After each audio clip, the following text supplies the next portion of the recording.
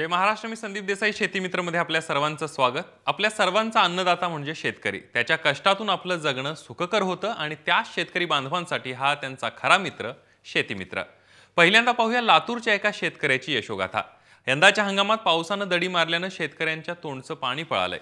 पाऊस नसल्यानं सगळीकडे शेतकरी संकटात सापडलाय. मात्र निसर्गाच्या अवकृपेतूनही मार्ग काढत सोलापूरच्या एका शेतकऱ्यानं भाजीपाल्याचं विक्रमी उत्पादन घेतलंय. 16 गुंठे जमिनीवर सेंद्रिय शेतीची कास धरत कातपूरच्या धोंडीराम मासाळे यांनी भरघोस उत्पन्न मिळवलंय.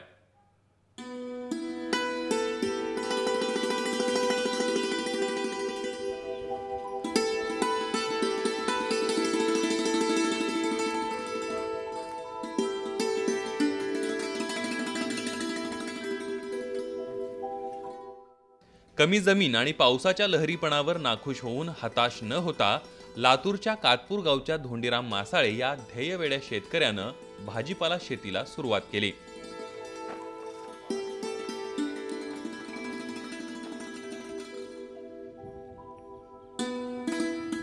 लातूर पासून जवळच असलेल्या शिरशी शिवारात धोंडीराम यांची वडिलोपार्जित 9.5 एकर शेती आहे. खरीप व रब्बी हंगामात येणारी पिकं मासाळे आपल्या शेतात घ्यायचे. मात्र निसर्गाच्या लहरीपणामुळे पिकाचं नुकसान व्हायचं. त्यावर मार्ग काढण्यासाठी त्यांनी शेतात विहीर घेतली आणि विहिरीच्या पाण्यावर भाजीची लागवड करायला सुरुवात केली.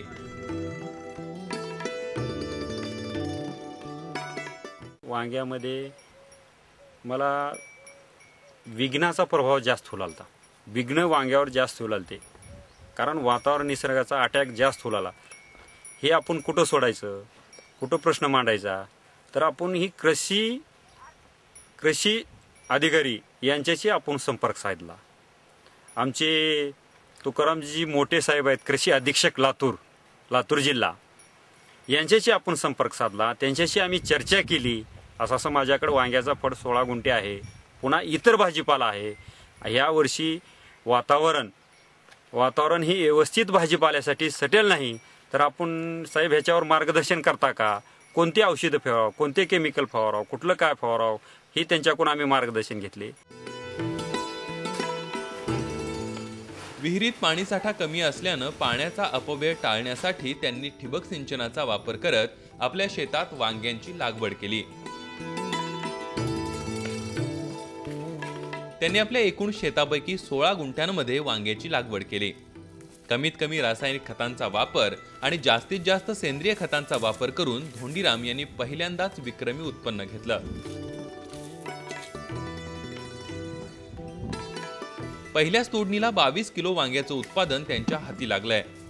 हाकेच्या अंतरावर बाजारपेठ आणि वांग्याला योग्य भाव असल्यानं चांगला फायदा धोंडीराम यांना झालाय.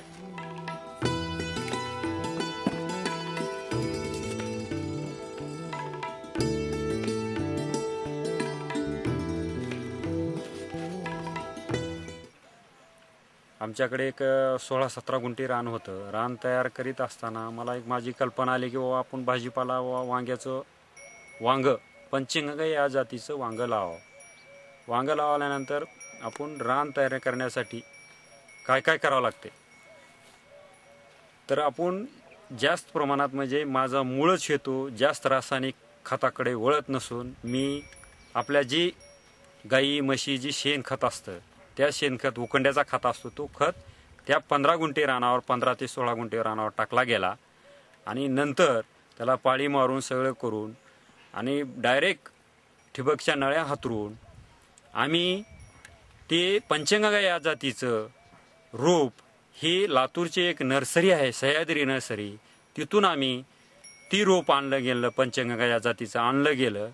ती रोप आम्हाला एक रोप 70 पैशाला मिळालं गेलं. असं आम्ही 640 रोपं आणले.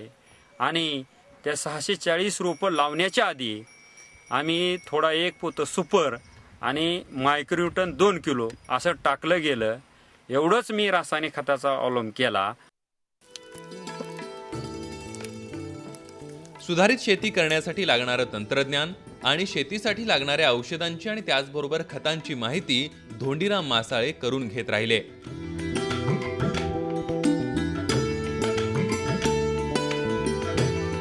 त्याचबरोबर शासनाकडून मिळणाऱ्या अनुदानाचीही त्यांनी माहिती घेतली आणि या सगळ्याचा फायदा त्यांनी शेतीसाठी करून घेतला।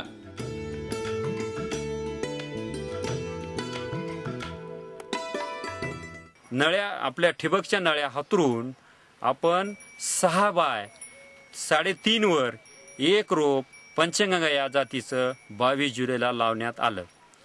त्याच्यानंतर 60 ते 65-70 दिवसाला आम्हाला एक जास्तीत जास्त 20 किलो ते 22 किलो वांग त्या 15 गुंठ्यामधून पहिलं तोडण्यात आलं। तोडण्यात आल्यानंतर आम्ही ती मार्केटला नेलं गेलं। शेतकऱ्यांना कृषी तंत्रज्ञानाची माहिती व्हावी म्हणून कृषी विभागाकडून गाव पातळीवर कृषी अधिकारी बैठका घेत असतात। शेतकऱ्यांसाठी वेळोवेळी कृषी सहलींचं आयोजनही केलं जात आहे। त्यामुळे शेतकऱ्यांना कृषी योजना आणि तंत्रज्ञानाची माहिती मिळतेय।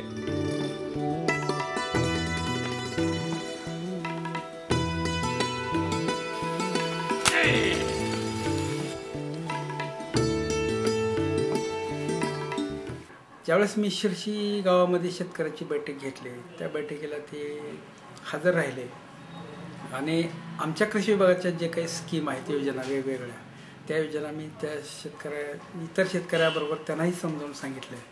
त्यांनी पारंपरिक पद्धतीने सोयाबीन खरीपामध्ये, त्याच्यानंतर रब्बीमध्ये ज्वारी, हरभरा आणि ऊस थोडं बहुत पाण्यावरती उत्पादन घेत होते।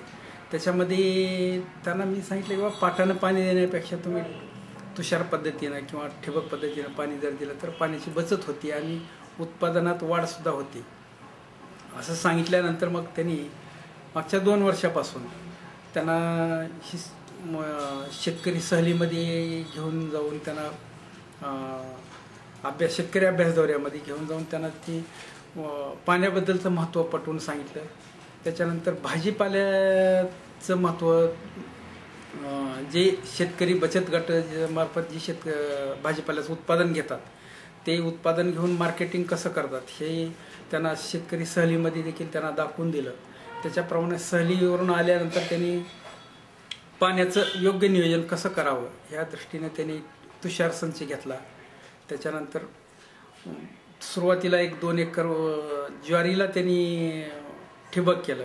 त्याच्यानंतर आज सध्याच्या तागायतला टोटली 10 एकरला त्यांनी ठिबक पद्धतीनं पाण्याचा अवलंब केला। आता सध्या त्यांच्याकडे 5 एकर ऊस आहे आणि उर्वरित 5 एकरमध्ये त्यांनी ज्वारी, गहू आणि भाजीपाला, जवळपास अर्धा एकर भाजीपाला रेग्युलर त्यांनी 2 वर्षापासून घेत आहे। शहर जवळ आणि शेतीला पाणी असल्यानं भाजीपाला पिकवण्याच्या दृष्टीनं परिसरातील समवयस्क तरुणांना सोबत घेण्याचे धोंडीराम यांनी बरेच प्रयत्न केलेत, मात्र त्यामध्ये त्यांना म्हणावं तसं यश मिळालेलं नाहीये। मात्र शेतीसाठी नवी आव्हानं स्वीकारून पुढे जाण्यासाठी जे धजावतात तेच यशस्वी होतात। धोंडीराम यांच्याबाबत तेच घडलंय। प्रत्येक गावात धोंडीराम यांच्यासारखे शेतकरी वाढले तर शेतीत अजून आश्वासक चित्र तयार होऊ शकेल।